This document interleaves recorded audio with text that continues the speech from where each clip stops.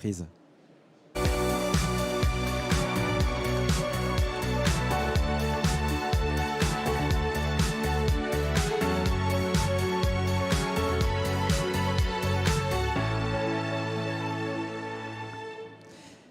Et on est de retour avec Thomas Meyer et Stéphane Beugnot. Bonjour Stéphane. Bonjour. Vous êtes le directeur opérationnel de A2C Préfa. Vous êtes les excellences Coq Vert. Et Thomas Meyer, bonjour. Vous êtes directeur général de SOCAPS, vous aussi les excellences et Coq Vert. On va parler ensemble de des sujets que j'ai abordés il y a un instant, décarbonation, évolution aussi du management, transition écologique des entreprises. Thomas, est-ce que vous pouvez me présenter SOCAPS ? Oui, nous on fait de l'assistance technique industrielle, donc on installe, on répare des unités de production, notamment dans l'agroalimentaire, partout dans le monde. On est un peu plus de 1000, on est en société coopérative, donc on appartient à nos techniciens. On est aussi société à mission depuis 3 ans maintenant, et notre métier c'est d'accompagner des industriels de l'agroalimentaire à 60%, de la santé des cosmétiques à 20%, de la logistique automatisée à 15%, à se transformer dans une vision plus positive de leur métier, et puis d'accompagner aussi le développement au niveau mondial des clean tech, donc toutes les technologies de décarbonation, de gestion durable de l'eau et de traitement des déchets. Concrètement, vous les accompagnez comment et sur quoi ? Alors, il y a des aspects très techniques, mécaniques, d'évolution des process, d'optimisation de leurs process, de maintenance industrielle. Et puis, on a une offre de conseil en éco-transition qui vient compléter ça. Mais le cœur de notre métier, c'est de la mécanique, c'est de l'électricité, c'est de la chaudronnerie, c'est vraiment l'action sur les unités de production. Vous avez dit que vous êtes entreprise à mission. Ça veut dire quoi être entreprise à mission ? Alors l'entreprise à mission, c'est une disposition du droit français qui est permis par la loi Pacte de 2019, qui permet aux entreprises qui font ce choix d'inscrire dans leur statut une raison d'être, donc une ambition sociétale environnementale qui leur est propre, et d'adjoindre à cette raison d'être des objectifs d'impact sociétaux environnementaux avec un dispositif de pilotage et de gouvernance qui va avec. Donc concrètement, ça veut dire qu'on pilote au même niveau que la performance financière, notre performance environnementale et notre performance sociétale, avec un comité de mission qui est là pour s'assurer que ça fonctionne et un organisme tiers indépendant qui vient nous auditer tous les 2 ans. Stéphane, je me tourne vers vous. Vous êtes directeur opérationnel. Bienvenue de A2C Préfa. 200 collaborateurs, c'est ça ? Et c'est une branche d'A2C Matériaux. Tout à fait, 200 collaborateurs qui s'occupent de concevoir, fabriquer, livrer et assurer la fin de vie des produits préfabriqués en béton.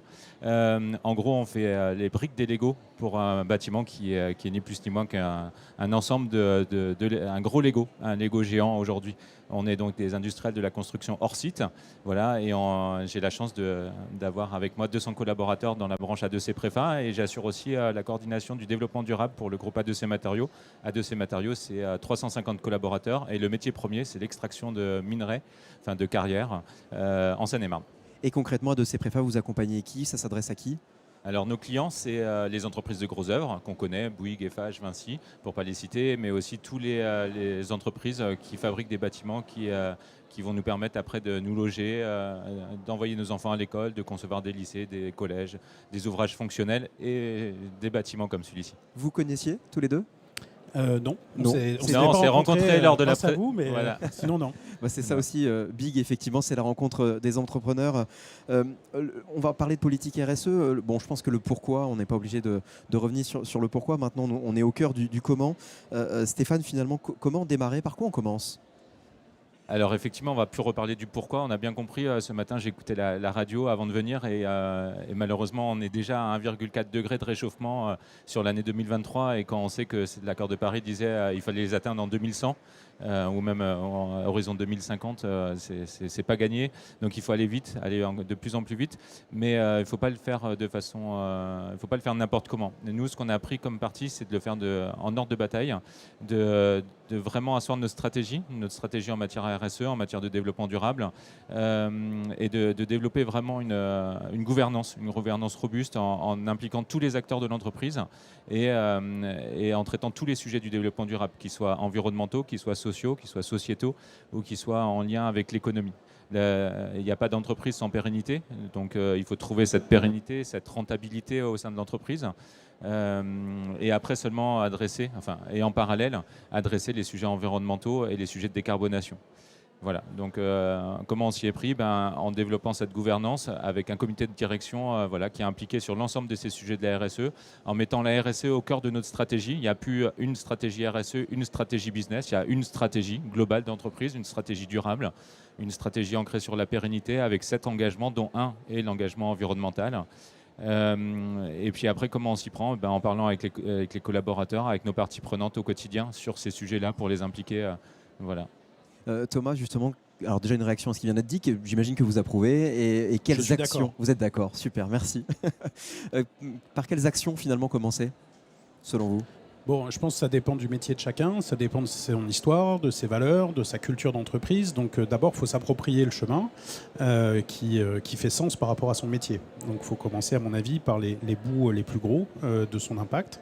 Ensuite, je suis complètement raccord sur l'idée qu'il n'y a pas de stratégie pérenne s'il n'y a pas de dispositif de gouvernance robuste, stable, et un dispositif de pilotage suffisamment précis pour aller adresser des KPI. Parfois on rate, parfois on a des succès, il faut les célébrer. Et puis enfin, je pense qu'il y a un des points essentiels, c'est cette capacité à s'appuyer sur les collaborateurs les plus militants de son organisation. Alors il y a le sujet de comment on embarque tout le monde, machin, tout ça, c'est un peu une tarte à la crème. En fait, c'est pas possible d'embarquer vraiment tout le monde. En fait, ça dépend de l'échelle. Nous, on est 1000, on a 60 nationalités différentes chez nous. C'est compliqué, il y a des sujets de culture, des sujets de rythme. Par contre, il y a à peu près partout des gens qui sont déjà convaincus, et s'appuyer sur eux pour aller diffuser les messages auprès de leurs collègues, c'est assez efficace. Plutôt que d'avoir quelque chose de très top-down, d'avoir quelque chose de plus transversal. C'est une façon d'embarquer un collectif qui est, pour moi, plus efficace que d'avoir des mails, des machins, des trucs où à la fin, plus personne ne le lit, quoi. Vous êtes en phase avec ce qui vient d'être Ouais, dit, parce qu'on vous parliez effectivement à la fois du top management et des collaborateurs. C'est ça la bonne solution? Je pense que tout seul, nous, dirigeants d'entreprise, on ne peut pas aller bien loin si on n'embarque pas nos salariés. Mais plus largement, on parle souvent de parties prenantes. Les Anglais disent stakeholders, pardon. Dans les normes, on parle aussi de parties intéressées. Mais globalement, c'est ce concept en fait on n'est plus tout seul. BPI, pour nous, c'est une partie prenante très importante, au même titre que nos clients, les clients de nos clients. Voilà, on ne peut plus agir comme on agissait avant, tout seul dans notre coin, à se dire OK, pour vivre heureux, vivons cachés dans nos quatre murs. Et non, ça marche plus comme ça. Nos collaborateurs réclament beaucoup de transparence.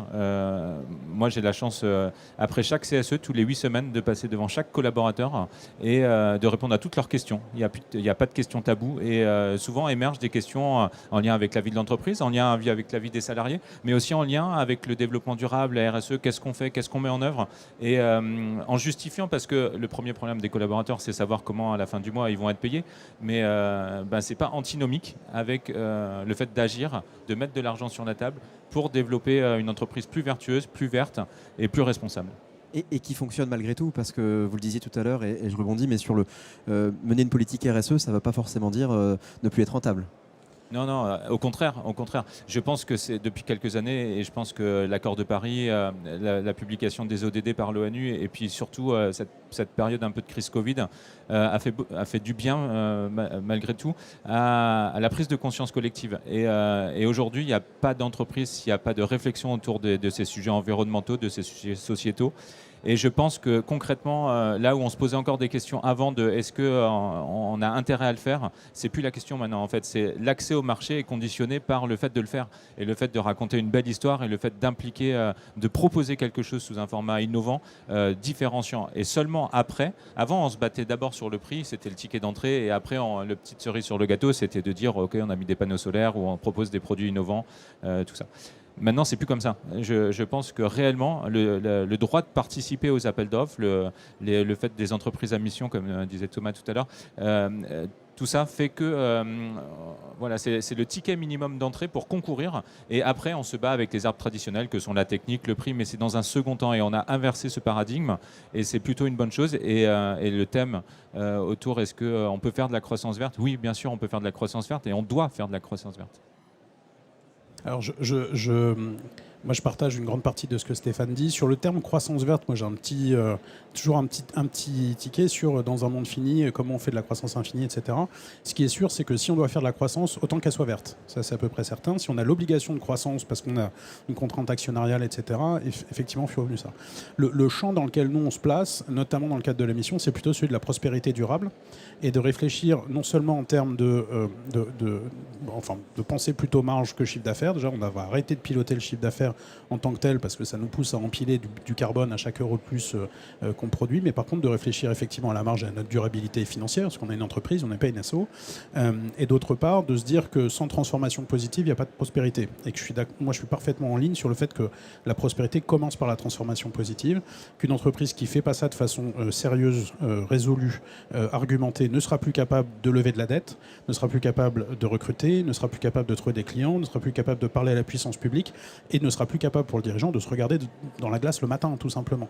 Et ça, c'est un mouvement de fond qui, me semble-t-il, est de plus en plus important. On est presque à 1500 entreprises à mission aujourd'hui en France. C'est vraiment quelque chose d'intéressant. En Europe, le statut se développe. Les Espagnols l'ont adopté, les Italiens l'ont adopté, les Belges, la partie wallonne de la Belgique vient de l'adopter. Il y a un mouvement européen des sociétés à mission qui est en train de se constituer.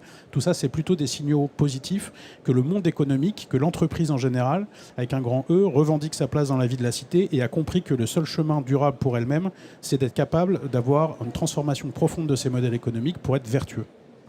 Pour embarquer, il y a aussi l'intéressement sur les impacts, ça fonctionne ? Pour moi, c'est essentiel. Hein. C'est la motivation par le portefeuille. Alors, il y a deux trucs. D'abord, s'assurer qu'on a l'attention de tout le monde, c'est aussi toucher au système de rémunération. Là, on est à peu près sûr que tout le monde écoute, à commencer par les dirigeants. Si on ne touche pas à ça, il y a sans doute un bout de sincérité dans la démarche qui n'est pas complètement abouti. Nous, 30% des bonus collectifs sont directement liés aux indicateurs de mission. Du jour où on a fait ça, on avait non seulement les militants qui étaient déjà d'accord pour y aller, mais tous leurs collègues qui ont dit rappelle-moi, c'est quoi ton truc de mission, machin ? Ah oui, d'accord, donc ça c'est important. Et ça permet aussi de récompenser les mérites. C'est un vrai travail de faire tout ça. C'est du boulot aussi de l'effort intellectuel, de l'effort au quotidien. Être sobre et trouver une forme de plaisir dans la sobriété, c'est aussi au quotidien s'astreindre à choisir un mode de transport parfois plus long, mais plus vertueux. Et donc ça se récompense et c'est normal et sain que les gens aient des bonus par rapport à ça. Stéphane, sur cette question on est à l'étape de la réflexion par rapport à la mise en place de bonus. Alors, pour les dirigeants, pour les collaborateurs, alors on a un système de rémunération où nous, on n'a pas fait tout à fait ce pari-là jusqu'à présent. Donc, c'est mettre des bonus sur la RSE, développement durable, c'est repenser notre système de rémunération. Notre système, il est basé sur on gagne tous ensemble, on perd tous ensemble. On n'a pas d'intéressement différencié.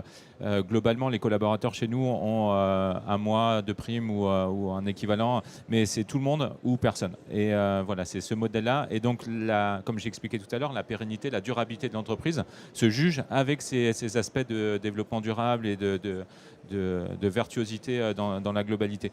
Donc, quelque part, les primes, elles sont indirectement assujetties à ces items. Alors, je ne vais pas utiliser l'acronyme anglais, mais ces indicateurs en lien avec le développement durable. Et comme je vous l'ai expliqué, notre stratégie étant basée autour de 7 engagements qui portent l'environnement, qui portent toute la partie santé, sécurité au travail, qualité de vie au travail et tout ça. Donc au final, indirectement, la rémunération est liée à la performance durable et globale de l'entreprise. Il y a aussi un enjeu de recrutement des talents, par exemple, et de les recruter et de les conserver dans une entreprise. Et on le sait aujourd'hui, côté marque employeur, la stratégie RSE, la politique RSE d'une entreprise, ça compte ? Alors oui, bien sûr, ça compte. Nous, c'est simple. Depuis qu'on est devenu société à mission, on a fait x10 sur les entrées de candidatures spontanées. Donc pour nous, d'abord, c'est que... Alors, par ailleurs, il faut en causer de ce qu'on fait. C'est-à-dire que si par ailleurs on n'a pas une stratégie de communication qui vient mettre en avant les aspects positifs de ce qu'on fait, évidemment ça ne marche pas de ce point de vue. Donc je pense qu'il faut faire, il faut démontrer, il faut prouver et en parallèle il faut communiquer. Chez nous, x10 sur les candidatures spontanées, ça permet de résoudre en gros 40% de mon besoin de recrutement annuel. J'ai besoin de recruter entre 100 et 150 personnes par an à notre taille pour continuer notre chemin. Donc c'est absolument majeur. Et d'ailleurs, si on cherche des budgets et qu'on se dit oui, mais alors combien ça coûte ? Naturellement, on trouve sur la capacité à recruter, sur la capacité à retenir. Je pense que c'est pas tout le monde, mais une partie des gens, des collaborateurs de chacun de nous, 15, 20, 25%, je ne sais pas exactement, cherchent aujourd'hui dans l'entreprise le moyen de s'aligner personnellement avec son système de valeurs. Et l'entreprise qui est capable d'offrir ça a plus de chances de retenir les gens qui cherchent ça plutôt que celle qui ne la fait pas.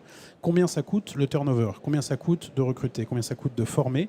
Les budgets de développement durable, d'impact, de RSE si on veut, sont déjà là-dedans. Ils sont là, les budgets. Il y a juste à les recycler et à faire en sorte de valoriser ce qu'on n'a pas perdu grâce au développement durable. Comment on fait pour mettre tout ça en place quand on est présent dans 60 pays, comme vous ? On galère. Non ah oui, voilà. Bien sûr, c'est difficile.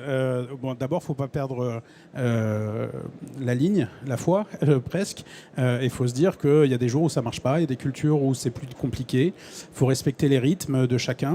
Nos amis américains, nos amis indiens n'ont pas forcément le même point de vue. De temps en temps, moi j'avais des a priori, par exemple, on a des activités importantes sur certains pays d'Afrique. Les Kenyans sont beaucoup plus en avance que nous sur tout un tas de sujets de développement durable. Il faut s'inspirer aussi de ce qui se passe et pas être centré sur notre petit nombril européen. Et puis, une fois qu'on a laissé le temps, je pense qu'un des sujets, c'est aussi d'arriver à gérer du collectif, et notamment dans les systèmes de REM, de les penser à l'échelle mondiale. Sur ces sujets, c'est pas nul. Une dernière question sur... vous voulez y réagir? Non. J'avais une dernière question moi, sur le coq que vous avez là. Il représente quoi? Eh ben, ce coq, on en est très fiers. Voilà, on a même le statut d'éclaireur dans la communauté du coq vert, ce qui me donne l'opportunité de venir vous parler sûrement aujourd'hui. Pour nous, c'est la récompense, l'aboutissement d'une certaine première phase et le début d'une seconde qui est accélérée encore plus vite. Montrer l'exemple, tracer la voie, partager et puis intégrer une communauté d'entrepreneurs vertueux, une communauté d'entrepreneurs qui n'ont pas de solutions toutes faites, de solutions clés en main, mais en tous les cas qui ont des interrogations, qui veulent échanger, parce que, comme on dit souvent, seul on va plus vite, mais ensemble on va quand même beaucoup plus loin. Et cet adage ou cette citation trouve tout son sens au sein d'une communauté comme celle du coq vert. Même question pour conclure. Je suis tout à fait d'accord. Un des sujets du développement durable, de la RSE, de l'impact, c'est comment est-ce qu'on entraîne son écosystème. Et donc, il faut avoir des habitacles, des réceptacles à discussion, à échange, à partage. Le coq vert, c'est un de ces moyens-là. Et je crois qu'on peut dire merci à la BPI là-dessus d'organiser des réseaux de gens qui ont envie de partager ça. Il y a d'autres réseaux. Il y a les conventions des entreprises pour le climat qui sont en train de se déployer au niveau régional, local là-dessus. Et je pense que c'est intéressant de rejoindre ces mouvements-là. Tout ce qui concourt à vous faire rencontrer votre chaîne de valeur amont, aval, vos voisins, et échanger sur ces pratiques au niveau des territoires fait sens, parce que un des sujets de l'impact, c'est comment est-ce que dans un territoire donné, on est capable ensemble de construire une chaîne de valeur moins riche en carbone et plus vertueuse. Et ça fait beaucoup de sens. Donc merci à la BPI et bravo le coq vert. Et merci à tous les deux. Merci Thomas, merci Stéphane d'être passé sur notre plateforme Feu de Camp. Merci beaucoup. Et maintenant, zoom sur le programme French Tech 2030.